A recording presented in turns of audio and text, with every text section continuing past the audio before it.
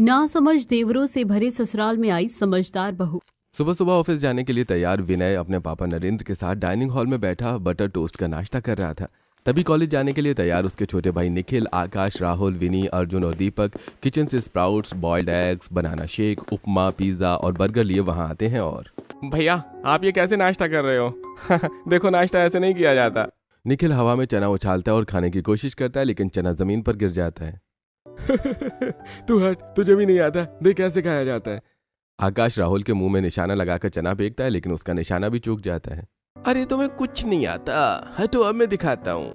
विनी अर्जुन के मुंह में पिज्जा स्लाइस फेंक कर मारता है और अर्जुन दीपक के ऊपर बनाना शेक उड़ेल देता है। देखते ही देखते फूड फाइट शुरू हो जाती है और उन सब के कपड़े खराब हो जाते हैं। पूरा नाश्ता फर्श में और फैल जाता है।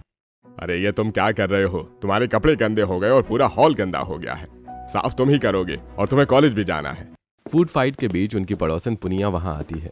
तभी विनी राहुल के मुंह पर पिज्जा स्लाइस फेंकता है और राहुल नीचे झुक जाता है। वो पिज्जा स्लाइस सीधा पुनिया के मुंह पर जाकर लगता है।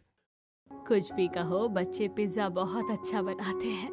पुनिया के मुंह में पिज्जा स्लाइस देखकर नरेंद्र, बहन जी, अपने बच्चों की तरफ से मैं आपसे माफी मांगता हूँ। आप तो जानती ही हो कि मेरे बच्चे कितने नासमझ हैं। हाँ जानती हूँ, इसलिए तो मैं इनकी हरकतों का बुरा नहीं मानती। अरे बिन माँ के पले बड़े हैं तो इन्हें दुनियादारी का कुछ पता नहीं है। भाई साहब, अपने बड़े बेटे की शादी क्यों नहीं कर देते हो? बहू आएगी तो वो उन्हें समझाएगी। आपका बड़ा बेटा ही है अपने भाइयों से सबसे समझदार। मैंने नाश्ता कर लिया है, मैं जा रहा हूँ, ऑफिस के लिए देर हो रही है। सैंडविच खाता हुआ विनय वहां से उठकर ऑफिस के लिए निकल जाता है। देखा बहन जी, मेरा बड़ा बेटा शादी की बात सुनकर ऐसे भागता है जैसे उसका दिल निकालकर बेचने की बात चल रही हो। अरे आप उसे छोड़िए ना बहन जी, आप ये बताइए कि आप यहाँ किस काम से आई हो? पुनिया अपने साथ लाई हुई टिफिन खोलकर उसके अंदर रखे आलू के पराठे नरेंद्र को दिखाती है और आज मेरी बहू ने नाश्ते में आलू के पराठे बनाए हैं, वो वही लेकर आई हूँ, सोचा बच्चे खा लेंगे। अच्छा ठीक है। पराठे देकर पुनिया अपने घर चली जाती है और इधर ऑफिस से बंक मारकर विनय अपनी प्रेमिका मीरा से मिलने रेस्टोरेंट में पहुंच जाता है। वो दोनों टेबल पर बैठे कॉफी पीते हुए आपस में बातें कर रही थी। आखिर कब तक हम छुप छुप कर इस तरह मिलते रहेंगे? मुझे डर है कि अगर किसी दिन घर वालों को पता चल गया तो न जाने क्या होगा। तभी वहाँ वेटर नेहा आती है और कप केक टेबल पर रखती है। जब तुम दोनों को इतना ही डर है पकड़े जाने का तो शादी कर लो, दुनियादारी का डर ही खत्म। इतना बोलकर नेहा वहाँ से दूसरे टेबल पर चली जाती है। आइडिया तो बहुत अच्छा है, बताओ कब कर रहे हो शादी? मैं तुमसे शादी करना तो चाहता हूँ, लेकिन तुम्हें पता तो है कि मेरे 6 भाई हैं और पापा। हाँ जानती हूँ, तो इसमें बुराई क्या है? अरे तुम मेरे भाइयों के बारे में अच्छी तरह से जानती नहीं हो। तुम्हें जानकर मैंने अंदाजा लगा लिया है कि तुम्हारे भाई भी तुम्हारी तरह स्वीट, केयरिंग और मैच्योर होंगे। तुम जैसे सोच रही हो मेरे भाई वैसे बिल्कुल नहीं है। मुझे तुम्हारा कोई भी बहाना नहीं सुना, बताओ मुझसे शादी करोगे या नहीं? ठीक है, अगर तुम्हारी इच्छा यही है तो मैं भी तैयार हूँ। वो दोनों कुछ देर तक रेस्टोरेंट में क्वालिटी टाइम स्पेंड करते हैं और फिर अपने अपने घर लौट जाते हैं। विनय के पापा तो उसकी शादी करवाना ही चाहते थे। मीरा भी अपने घर वालों को मना लेती है। धूम धड़ाके से विनय बारात लेकर मीरा के घर पहुंचता है। मंडप में सभी रस्में हो जाने के बाद दूल्हा दुल्हन मीरा और विनय साथ फेरे ले रहे होते हैं और विनय के सभी भाई उन दोनों पर मस्ती भरे अंदाज में फूल बरसाते हैं। मेरे 6 देवर कितने क्यूट हैं, एकदम छोटे बच्चों जैसे। सोचती हुई मीरा विनय के साथ फेरे लेती है और उसके साथ विदा होकर अपने ससुराल पहुंच जाती है, जहां पहले से ही उसके सभी घरवाले और पड़ोसने सीमा और पुनिया उसके गृह प्रवेश की तैयारी कर चुके थे। दहलीज पर विनय के साथ खड़ी मीरा से पुनिया दहलीज पर रखे चावल के कलश की तरफ इशारा करके, बहू ये कलश गिराकर गृह प्रवेश करो। भाभी जी, कलश गिराकर गृह प्रवेश क्यों करेंगी? अरे ना समझ नहीं, बहू पहली बार घर में कलश गिराकर ही गृह प्रवेश करती है। अच्छा। अरे तुम इस बेवकूफ को क्या दुनियादारी समझा रही हो? ये पड़ोस ने मेरे देवर के बारे में कैसी कैसी बातें कर रही हैं। मीरा सोच ही रही थी कि तभी उसका सबसे छोटा देवर दीपक उसके पास आता है और एक आर्टिफिशियल गुलाब उसकी तरफ बढ़ाता है। वेलकम होम भाभी जी, ये लो आपके लिए मेरी तरफ से ये गुलाब। मीरा दीपक से गुलाब ले लेती है। थैंक यू मेरे प्यारे देवर जी। अरे भाभी जी, आप सुंदर तो देखो, खुशबू कैसी है, अच्छी है या नहीं? मीरा जैसे ही फूल अपने चेहरे के पास ले आती है वैसे ही उसमें से पानी की धार निकलती है और उसके चेहरे पर पड़ती है और मीरा एकदम से चौंक जाती है। ये क्या था? मीरा के सभी देवर एक साथ जोर जोर से हंसने लगते हैं। अरे नालायक, ये कैसा मजाक है? कोई अपनी भाभी के साथ ऐसा मजाक करता है क्या? ये मेरा नहीं, आकाश का आइडिया था पापा। बहू, तुम अपने देवरों की हरकतों तो समझ ही गई होगी। तुम्हारे देवर कितने नासमझ हैं। तुम समझदार हो, अब तुम्हें ही इन्हें संभालना है। भाई साहब, जब आप अपने बेवकूफ बच्चों को समझदार नहीं बना पाए तो नई बहू से क्या उम्मीद करते हो? मुझे तो नहीं लगता कि आपके बेटे समझेंगे। वो तो पागल और बेवकूफ हैं। अरे तुम्हें क्या लेना देना है? नरेंद्र भाई साहब के बच्चे कैसे भी हो, तुम यहाँ बहू का गृह प्रवेश करवाने आई थी। अब करवा दिया ना तो अपने घर जाओ। हाँ हाँ, जा रही हूँ। तुनक कर सीमा वहां से चली जाती है। सीमा के जाने के बाद पूनिया मीरा के पास आती है और उसके दोनों हाथ पकड़कर, बहू, मैं अब जा रही हूँ। देख, तेरे देवर बेवकूफ और पागल नहीं, बस थोड़े ना समझ है। बिन माँ के बच्चे हैं ना, तो तुझे ही अभी नहीं समझना है और दुनियादारी के बारे में बताना है। मीरा को समझाकर पुनिया भी अपने घर चली जाती है।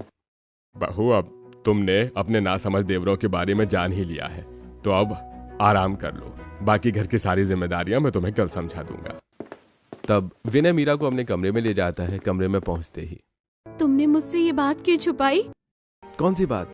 यही कि 6 भाई ना समझ, बेवकूफ या पागल जो भी हैं। देखो, मेरे भाई ना पागल है ना बेवकूफ है, वो बस नासमझ है। और मैंने तुम्हें बताने की कोशिश की थी, तुमने ही मेरी बात नहीं सुनी। मैं तो फंस गई हूँ। मैंने सोचा था कि मेरे सभी देवर समझदार होंगे, लेकिन ये तो ना समझ है। देखो, तुम ऐसा समझ लो कि तुम्हारे साथ छोटे बच्चे हैं, नासमझ है, और तुम्हें एक माँ की तरह उनकी देखभाल करनी है और उन्हें आज की दुनिया के हिसाब से ढालना है। और मुझे पूरा यकीन है तुम पर, तुम ये कर लोगी। तुम समझदार हो बहुत। ठीक है, लेकिन अगर नहीं कर पाई तो? तुम तो कोशिश करने से पहले ही हार मान रही हो। कोशिश करने से पहले कैसे पता चलेगा? ठीक है, तुम कहते हो तो तुम्हारी बात मान लेती हूँ। अब जल्दी से सो जाओ, कल सुबह से बहुत सारी जिम्मेदारी संभालनी है तुम्हें। मीरा लहंगा चेंज करके नाइट ड्रेस पहनकर सो जाती है और अगली सुबह उठकर नहा धोकर नई साड़ी पहने और सुहागन का श्रृंगार किए जैसे ही वो किचन में जाती है तो देखती है कि उसके सभी 6 देवर कॉलेज के लिए तैयार वहां पहले से ही मौजूद हैं और उन्होंने सैंडविच, फ्रेंच फ्राइज, समोसे, कचौड़ी, मंचूरियन और चाय बना ली है। अर्जुन जैसे ही मीरा को देखता है उसकी तरफ सैंडविच बढ़ा देता है और, भाभी जी, ये सैंडविच टेस्ट करके बताओ ना, अच्छा बना है या नहीं? अर्जुन के हाथ से सैंडविच लेकर जैसे ही मीरा उसे खाने वाली होती है, विनी उसका हाथ पकड़ लेता है और, अरे भाभी जी, सैंडविच ऐसे नहीं खाते। तो फिर कैसे खाते हैं देवर जी? मैं आपको खाने का सही तरीका बताता हूँ। जैसे ही आकाश मीरा के हाथ से सैंडविच लेता है वैसे ही वहां नरेंद्र पहुंच जाता है। अरे तुम यहाँ क्या कर रहे हो? चलो जाओ यहाँ से। तुम्हारी भाभी की पहली रसोई की रस्म है, आज सिर्फ वो हम सबके लिए कुछ स्पेशल बनाएगी। ठीक है, हम जा रहे हैं। भाभी जी, हम नाश्ता करने का सही तरीका आपको बाद में बताएंगे। मीरा के सभी देवर वहां से चले जाते हैं। बहू, तुम इन नासमझों की बातों पर ध्यान मत दो और अपनी पहली रसोई की रस्म अच्छे से करो। जो तुम्हें सही लगे वो बनाओ। ठीक है पापा जी। मीरा को समझाकर नरेंद्र वहां से चला जाता है। मीरा देखती है कि उसके देवरों ने पहले से ही सैंडविच, फ्रेंच फ्राइज, समोसे, कचौड़ी, मंचूरियन और चाय बना दी है। वैसे मेरे देवरों ने काफी कुछ बना दिया है, तो मैं सिर्फ मीठा ही बना देती हूँ। मीरा फटाफट खीर बनाती है और हॉल में बैठे अपने सभी देवरों, पति और ससुर को अपने देवरों के बनाए खाने के साथ सर्व करती है। मैंने सिर्फ खीर बनाई है, बाकी का सारा कुछ तो देवरों ने बना दिया था। आप सब खीर खाकर बताइए कैसी बनी है। मीरा की बात मानकर विनय और नरेंद्र खीर खाने लगते हैं, लेकिन उसके सभी देवर एक दूसरे की तरफ देखकर मन ही मन मुस्कुराते हैं। क्या हुआ देवर जी, आप एक दूसरे को देखकर मुस्कुरा क्यों रहे हो? कोई जोक याद आ गया है क्या? नहीं भाभी जी, हमें जोक याद नहीं आया। हम ये सोच रहे थे कि हम में से कौन आपको नाश्ता करने का सही तरीका बताएगा। अच्छा, नाश्ता करने का सही तरीका क्या है, मुझे बताओ। मीरा के ऐसा बोलते ही वो सभी एक दूसरे के मुंह पर समोसे, कचौड़ी और मंचूरियन फेंककर मारने लगते हैं। इन सब में वो सभी फूड फाइट शुरू कर देते हैं। ये आप सब क्या कर रहे हो? भाभी जी, यही तो नाश्ता करने का सही तरीका है। फूड फाइट में उन सभी के कपड़े गंदे हो जाते हैं और खाना फर्श पर फैल जाता है। अरे रुक जाओ तुम सब, तुम्हारे कपड़े गंदे हो रहे हैं, फर्श पूरा गंदा हो गया है, ये साफ कौन करेगा? निखिल का अपने मुंह की तरफ फेंका हुआ समोसा मुंह से कैच करके विनी खाने लगता है और, भाभी जी, नाश्ता तो कर लेने दो, उसके बाद हम साफ कर देंगे। शांत। मीरा के चिल्लाने पर फूड फाइट रुक जाती है और उसके सभी देवर छोटे बच्चों की तरह मासूमियत से उसकी तरफ देखने लगते हैं। ये क्या, आप तो बिल्कुल छोटे बच्चों की तरह नाश्ता कर रहे हो और एक दूसरे के कपड़े भी खराब कर दिए। अब जाओ जल्दी से नहा कर आओ, तब तक मैं हॉल साफ कर देती हूँ। मीरा के कहने पर उसके सभी देवर अपने कमरे में नहाने चले जाते हैं। उसके जाने के बाद मीरा झाड़ू लेकर हॉल साफ करने लगती है। तभी उसका ससुर नरेंद्र पोछा लगाने लगता है और, बहू, तुम्हारे देवरों की फैलाई गंदगी साफ करने में मैं तुम्हारी मदद करवा देता हूँ। मैं कहाँ फंस गई ना समझ देवरों के बीच। तभी वहां उसके सभी देवर ट्रंक पहने पहुंच जाते हैं। मीरा उन्हें देखकर अपने हाथों से अपनी आंखें ढककर अपना चेहरा घुमा लेती है। उसके सामने जाकर दीपक, भाभी जी देखो मैं अच्छी तरह से साफ हुआ या नहीं। अपने बालों में हाथ फेरता हुआ विनी, भाभी जी देखो मेरे बालों में तो कुछ नहीं लगा है ना। मीरा जिस तरफ भी अपना चेहरा घुमाती उसी तरफ नासमझी में उसके सभी देवर पहुंच जाते। मेरी पीठ पर देखकर बताइए साबुन तो नहीं लगा है ना। अरे देवर जी, आप सब पूरे कपड़े क्यों नहीं पहने हो? जाओ अंदर और कपड़े पहन कर आओ। भाभी जी हमने कपड़े पहने तो हैं, देखो देखो देखो। अरे ना समझो, तुम अपनी भाभी के सामने खड़े हो, इस हालत में अपनी भाभी के सामने नहीं आते। जाओ पूरे कपड़े पहन कर आओ। बहू तुम्हें देखकर शर्म आ रही है। हमने कपड़े पहने तो हुए हैं, और पहले भी तो आप सबके सामने ऐसे ही आ जाते थे, तब तो आप हमें कुछ नहीं बोलते थे। विनय राहुल के पास आता है और उसके कंधे पर हाथ रखता है। मेरे प्यारे भाइयों, मर्द एक दूसरे के सामने कैसे भी रह सकते हैं, और पहले इस घर में सिर्फ मर्द थे, एक भी महिला नहीं थी। लेकिन अब तुम्हारी भाभी इस घर में आ गई है जो कि एक महिला है, तो महिलाओं के सामने पुरुषों को थोड़ा कायदे से रहना पड़ता है। भैया आपके कहने का मतलब है कि हम पूरे कपड़े पहन कर आए? हाँ देवर जी, आप बिल्कुल सही समझे। अच्छा तो ये बात है, हम अभी पूरे कपड़े पहन कर आते हैं। वो सभी अपने कमरे में जाते हैं और शर्ट पैंट पहनकर वापस आ जाते हैं। भाभी अब ठीक है ना? अब तो आपको हमसे शर्म नहीं आ रही? देवर जी अब ठीक है, अब से आप सब मेरे सामने ऐसे ही कपड़े पहने रहना। ठीक है भाभी जी। अब हम कॉलेज जा रहे हैं। मीरा के सभी देवर कॉलेज के लिए निकल जाते हैं। बहू तुमने अभी जिस समझदारी से अपने नासमझ देवरों की नादानी को नजरअंदाज किया है, आगे भी करते रहना और उन्हें माफ करती रहना और उन्हें समझदार बनाती रहना। मैं कोशिश करूंगी अपने नासमझ देवरों को समझदार बनाने की। इतना बोलकर मीरा झाड़ू रखकर अपने देवरों के कमरे में जाती है, जो कि बहुत बड़ा था। कमरे में 6 बेड थे, 6 अलमारियां और इतने ही बुक शेल्फ थे। बेड पर पड़े गंदे कपड़े और अस्त व्यस्त किताबें देखकर मेरे देवरों ने तो छोटे बच्चों की तरह पूरा कमरा अस्त व्यस्त कर रखा है। मीरा बोलती हुई कपड़े समेट के उन्हें अलमारी में और किताबें बुक शेल्फ में रखकर गंदे कपड़े बाथरूम में रखी वॉशिंग मशीन में डालकर साफ कर देती है। मीरा का पूरा दिन अपने देवरों के कपड़े और कमरे की सफाई में नहीं निकल जाता है। अगले दिन मीरा जैसे ही किचन में पहुंचती है, वैसे ही उसके सभी देवर शर्ट पैंट पहने वहां आते हैं। और भाभी जी देखो हमने कपड़े ढंग से तो पहने हुए हैं ना। वाह देवर जी, आप सब तो एकदम हीरो लग रहे हो। भाभी जी अब से हम सब ऐसे ही कपड़ों में आपके सामने आएंगे। सिर्फ मेरे सामने नहीं, बल्कि सबके सामने ऐसे ही कपड़ों में जाना। हाँ भाभी जी अब ऐसे ही करेंगे। भाभी जी जल्दी से नाश्ता बनाओ ना, हमें बहुत भूख लगी, हमें कॉलेज भी जाना है। नहीं, आज कॉलेज कोई नहीं जा रहा। आज आप सब मेरे साथ पिकनिक पर चलोगे। वाह भाभी जी, पिकनिक! बहुत दिनों बाद हम पिकनिक पर जाएंगे। और आज आप सबको नाश्ता वहीं मिलेगा। मीरा सैंडविच, नमकीन, वेजिटेबल रोल और मैक्रोनी बनाकर अपने साथ पिकनिक पर ले जाती है। माउंटेन्स के बीच पिकनिक पर उसके साथ उसके सभी देवरों के साथ पति और ससुर भी गए हुए थे। भाभी जी हमें बहुत भूख लगी है, अब तो कुछ खाने को दो ना। मीरा एक चादर बिछाती है और अपने सभी देवरों को उस पर बिठाकर उन्हें सैंडविच, नमकीन और सलोनी देती है। और आदत से मजबूर खाते हुए वो फूड फाइट शुरू कर देते हैं। देखते ही देखते सभी सैंडविच, सारा नमकीन और सलोनी खत्म हो जाते हैं। भाभी जी सब खत्म हो गया, अब हम क्या खाएंगे? देवर जी मैंने थोड़ी ना कहा था कि आप खाने के साथ फूड फाइट करो, मैंने तो खाने के लिए ही दिया था। भाभी जी प्लीज कुछ करो ना, हमें बहुत भूख लगी है। अच्छा ठीक है, आप सब मेरे हिस्से का खा लो। फिर आप क्या खाओगे? आप तो भूखी रह जाओगी। देवर जी ये बात छोटे बच्चों की तरह ना समझी से फूड वेस्ट करते समय सोचनी चाहिए थी ना। बोलती हुई मीरा अपने हिस्से के सैंडविच, सलोनी और नमकीन देती है। भाभी जी हम सब साथ में खाते हैं ना, ऐसे में आप भी भूखी नहीं रहोगी। ठीक है देवर जी, लेकिन अगली बार ध्यान से रखना कि खाना शांति से खाना, और खाना वेस्ट करना अच्छी बात नहीं होती है। तब विनय और नरेंद्र अपना हिस्सा उन सबके साथ शेयर करते हैं। भाभी जी अब से हम कभी भी बच्चों की तरफ फूड वेस्ट नहीं करेंगे। अरे वाह मेरे नादान देवर जी, आप तो बहुत जल्दी समझ गए। भाभी जी हमें ऐसे पहले कभी किसी ने नहीं समझाया, नहीं तो हम कब का समझ गए होते। मीरा अपने नासमझ देवरों को जो समझाना चाहती थी वो उसने समझा दिया था, और वो सभी समझ भी गए थे।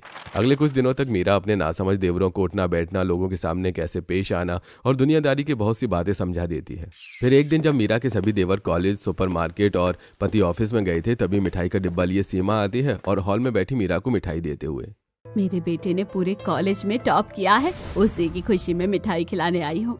बधाई हो आंटी जी, तुम्हारे उन बेवकूफ देवरों का तो कुछ पता नहीं चलता, क्या क्या करते रहते हैं, कभी पास होते भी है या नहीं। मीरा के पास उसकी बात का कोई जवाब नहीं था। ताना मारकर सीमा अपने घर चली जाती है। इस तरह कुछ दिन और बीत जाते हैं और फिर एक दिन शाम को ट्रे में 6 कप चाय लेकर मीरा बालकनी में बाहर की तरफ मुंह किए हुए खड़े लोअर और टी शर्ट पहने अपने सभी 6 देवरों के पास जाती है और मेरे प्यारे देवर जी, ये लो शाम की चाय पियो। वो सभी गाल पर हाथ रखे पलटते हैं। देवर जी, आपके चेहरे लटके हुए क्यों हैं? और ये आप सब ने गाल पर हाथ क्यों लगा रखा हुआ है? क्या छुपा रहे हो?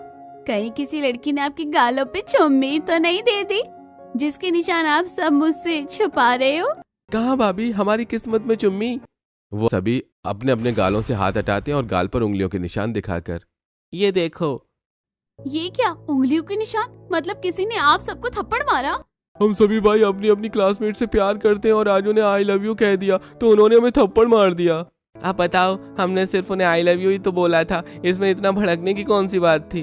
मेरे प्यारे देवरों, लड़की ऐसे नहीं मानती। लड़की को पहले इम्प्रेस करना होता है, उसे समझना होता है, अपने बारे में थोड़ा बताना होता है, अपना प्यार जताना होता है, उसके बाद लड़की इम्प्रेस होती है। हमें तो ये सब पता ही नहीं था। हमें तो लगता था कि बस लड़की को जाकर आई लव यू बोल दो गुलाब का फूल देकर और लड़की मान जाएगी।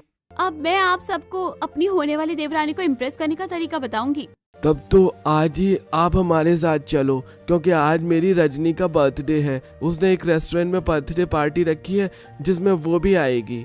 ऐसी हालत में चलेंगे? नहीं भाभी, हम सब अभी आते हैं। वो सभी अपने कमरे में जाते हैं और शर्ट पैंट पहन कर आते हैं, अपने देवरों को शर्ट पैंट पहने देखकर। अरे मेरे ना समझ देवरों, लड़की को ऐसे इम्प्रेस नहीं किया जाता। अब मुझे समझ में आया कि तुम सबको थप्पड़ क्यों मारा। भाभी, इन कपड़ों में क्या बुराई है, अच्छे तो लग रहे हैं। देवर जी, अब मैं तुम्हें कैसे समझाऊं? तुम सभी पहले तो मेरे साथ मॉल चलो, मैं तुम्हें स्टाइलिश बनाती हूँ। मीरा अपने सभी देवरों को मॉल लेकर जाती है। वो वहाँ उनके लिए formal shoes, black trouser, white shirt, black pant, watch और बो टाई खरीदती है। मीरा के सभी देवर जैसे ही उसके खरीदे हुए कपड़े पहनकर उसके सामने आते हैं। वाह मेरे देवर जी, अब लग रहे हो एकदम स्टाइलिश जेंटलमैन। अब तुम्हें कोई भी लड़की मना नहीं कर सकती। मीरा के सभी देवर उसे उस रेस्टोरेंट के सामने ले जाते हैं जहाँ रजनी ने अपनी बर्थडे पार्टी रखी थी। देवर जी, आप सब यहीं रुको, मैं कुछ गिफ्ट लेकर आती हूँ। मीरा के वहां से जाते ही एक पैर घुटने से मोड़कर लोअर के अंदर छुपाए अपाहिज होने का नाटक कर रहा भिखारी लंगड़ाता आनंद उसके पास आता है और, भैया देखो ना, मैं बहुत लाचार हूँ। एक्सीडेंट में मेरा एक पैर कट गया था, मैं कुछ काम नहीं कर सकता। थोड़ी मदद कर दोगे तो आपको बहुत आभार होगा। भैया, हम आपकी मदद तो करना चाहते हैं, लेकिन हमारे पास तो पैसे ही नहीं है, तो कैसे करें? भैया आप बहुत दयालु हैं। आप अगर मेरी मदद करना चाहते हैं तो आप अपने महंगे कपड़े, घड़ी और जूते बेचकर भी कर सकते हैं। किसे बेचें? कौन खरीदेगा? उन सभी की बातें पास ही खड़ा विजय सुन रहा था। वो उनके पास आता है और, अरे मैं हूं ना, मैं आपके कपड़े की सही कीमत लगा दूंगा। भाई साहब, आपने तो हमारी बहुत बड़ी प्रॉब्लम सॉल्व कर दी। वो जैसे ही अपने ब्लेजर उतारकर विजय को देने वाले होते हैं तभी गिफ्ट्स लेकर मीरा उनके पास आती है और ब्लेजर उनके हाथ से लेकर, अरे देवर जी, आप सब ये क्या कर रहे हो? हम इस बेचारे की मदद कर रहे हैं। देखो ना भाभी, इसका एक पैर नहीं है। आप लोग ना सच में बिल्कुल ना समझ और भोले हो। ये देखो, ये कोई अपाहिज नहीं है, तुम्हें बेवकूफ बना रहा है। बोलते हुए मीरा आनंद की लोअर नीचे कर देती है और उसका घुटने से मुड़ा और रस्सी से बंधा पैर सबको दिख जाता है। पोल खुलते ही आनंद और विजय भाग जाते हैं। देखो मेरे ना समझ देवरों, ये लोग ऐसे ही भोले भाले लोगों को बेवकूफ बनाते हैं और फिर जिन्हें सच में मदद की जरूरत होती है उनकी कोई मदद नहीं करता। अरे उसका भागना तो समझ में आया, क्योंकि वो हमें बेवकूफ बना रहा था, लेकिन वो दूसरा वाला क्यों भागा? क्योंकि वो उसका साथी था। वो दोनों मिलकर आप सबको बेवकूफ बना रहे थे, लेकिन अब मेरे होते हुए आपको कोई बेवकूफ नहीं बनाएगा। मीरा उन सभी को समझा ही रही थी कि तभी उसके देवरों की सभी प्रेमिकाएं कार से उतरकर रेस्टोरेंट के पास पहुंच जाती हैं। भाभी जी देखो, वो रही जिनसे हम प्यार करते हैं। ठीक है, आप सभी यहीं रुको, मैं आती हूँ उनसे बात करके। मीरा अपने देवरों को वहीं रुकने का बोलकर रजनी, पायल, रूपा, मालती, प्रियंका और आरती के पास जाती है, कुछ दूर खड़े अपने देवरों की तरफ इशारा करके। ये सभी मेरे देवर हैं, उन्होंने आपको प्रपोज किया था और आपने उनका प्रपोजल रिजेक्ट कर दिया था। दीदी, आपके देवर अच्छे हैं, हमें क्यूट लगते हैं, उनका बचकाना हरकतें हमें पसंद नहीं। हमें उनके साथ टाइम स्पेंड करना अच्छा लगता है, लेकिन इन नासमझों के साथ लाइफ स्पेंड करने का हम नहीं सोच सकते। हमें समझदार और मैच्योर लाइफ पार्टनर चाहिए। हम जिंदगी भर बच्चों की आया बनकर नहीं रहना चाहती। आप लोगों की बात तो सही है, मेरे देवर जी हैं तो ना समझ। आप सबने उनकी ना समझी ही देखी, उनका दिल नहीं देखा। भाभी जी, दिल में क्या रखा है? और वैसे भी आजकल दिल कौन देखता है? अपने देवरों के बारे में इन सभी की सोच जानकर मीरा उनसे ज्यादा और कुछ नहीं कहती। वो अपने देवरों के पास आती है और, देवर जी, अगर आपको कोई चीज नहीं पसंद आती है तो आप उसके साथ क्या करते हैं? भाभी जी हम उस चीज की तरफ देखते भी नहीं हैं। तो फिर उन लड़कियों ने भी तुम्हारे साथ वैसा ही किया है। तुम उन्हें पसंद नहीं हो इसलिए। भाभी जी उन्होंने बिल्कुल सही किया, जरूरी थोड़े ना है कि हम उन्हें पसंद करते हैं, वो भी तो हमें पसंद करें। देवर जी आप सब तो बहुत समझदार हैं। जो बात समझने में लोग पूरी जिंदगी निकाल देते हैं फिर भी वो नहीं समझ पाते, वही बात आप सब इतनी जल्दी समझ गए हो। जिंदगी का सबसे बड़ा लाइफ लेसन लेकर मीरा अपने देवरों के साथ घर वापस आती है। कुछ दिन बीत जाने के बाद एक रात 1 बजे मीरा पानी पीने के लिए अपने रूम में जब किचन की तरफ जाती है तो उसे अपने देवरों के कमरे का दरवाजा खुला हुआ और लाइट्स ऑन दिखती हैं। मीरा उनके कमरे में जाती है और किताब चेहरे पर रखे सोए हुए अपने देवरों को देखती है। मेरे प्यारे देवर जी इतनी पढ़ाई किस लिए कर रहे हो, क्या हासिल करना चाहते हो? वो सभी सिर्फ आंख बंद किए हुए लेटे थे। भाभी जी हमारी नासमझी की उम्र में ही हमारी मम्मी गुजर गई, फिर हम उनके बिना पले बड़े। पापा काम की वजह से हम पर ध्यान नहीं दे पाए, जिस वजह से हम दुनियादारी की बातें नहीं सीख पाए और दुनिया वालों की नजरों में नासमझ ही बने रहे। लेकिन आपके आने के बाद हमें पता चला सामाजिक ताना क्या होता है, समाज के सामने कैसे सभ्य बनकर रहा जाता है। हमें तो आप मिली, लेकिन हमारी तरह कितने ही लोग हैं जिन्हें प्रॉपर गाइडेंस न मिलने की वजह से दुनिया उन्हें ना समझ, पागल या न जाने क्या क्या कहती है। हम उनके लिए कुछ करना चाहते हैं, हम ना एक काउंसलिंग फॉर्म खोलना चाहते हैं, लेकिन हमें पता नहीं है कि यह हम कैसे करें। आपकी फर्म की रजिस्ट्रेशन और जो भी जरूरी प्रोसीजर होगा उसमें मैं आपकी हेल्प करूंगी। इतना बोलकर मीरा अपने कमरे में जाती है और अगले दिन नई फर्म ओपन करने की सभी प्रोसीजर फॉलो करके गवर्नमेंट को एक एप्लीकेशन लिखती है। इस बात को कुछ दिन बीत जाते हैं और फिर एक दिन मिठाई का डिब्बा लिए एक बार फिर उनकी पड़ोसन सीमा आती है और हॉल में बैठे मीरा और नरेंद्र को मिठाई देते हुए। मेरे होशियार बेटे की विदेश में नौकरी लग गई, वो कल ही ऑस्ट्रेलिया जा रहा है और तुम्हारे बेवकूफ देवर क्या ही कर रहे हैं। मीरा सीमा की बात का कोई जवाब दे पाती उससे पहले ही उसके सभी देवर बेहद खुशी से झूमते हुए वहां आते हैं और वो सभी मीरा को गोद में उठा लेते हैं। भाभी जी आपकी वजह से हमारी फर्म रजिस्टर हो गई है, अब हम अपने जैसे न जाने कितने लोगों की मदद कर सकेंगे। वो सभी मीरा को नीचे उतारते हैं। हाँ तो आंटी जी आप क्या कह रही थी, आपका बेटा समझदार और मेरे देवर ना समझ है। आंटी जी आपका समझदार बेटा आपको छोड़कर विदेश में जाएगा और मेरे ना समझ देवर लोगों की मदद करेंगे। अब आप ही बताइए कौन समझदार है और कौन ना समझ। अरे भाभी जी आप भी कहाँ सीमा आंटी जी को समझाने में पड़ रही हो, आप चलो हमारे साथ। और पापा आप भी। मीरा और उसके ससुर को उसके सभी देवर एक क्लास में ले जाते हैं जहां उन्हीं की तरह ना समझ ललित, तुषार, पंकज, राजीव और उमेश की तरह बहुत से लोग मौजूद थे। आज अगर आप सब इस क्लास में बैठे हैं तो ये हमारी प्यारी और समझदार भाभी की वजह से मुमकिन हो पाया है। जब पूरी दुनिया ने हमारी नासमझी और नादानी को पागलपन और बेवकूफ़ी कहकर हमारा मजाक उड़ाया, तब हमारी भाभी ने हमारी नासमझी को समझकर हमें समझदार बनाया। और अब आप सभी कुछ ही दिनों में दुनिया के साथ कदम से कदम मिलाकर चल सकोगे। अरे मेरी समझदार बहू ने मेरे नासमझ बेटों को समझदार बना दिया।